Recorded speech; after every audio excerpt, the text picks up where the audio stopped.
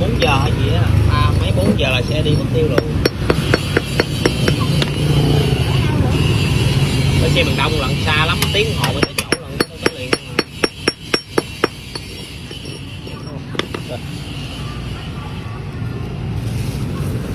Không về kịp không kịp biết kêu ông Cường chứ để xe ta nữa.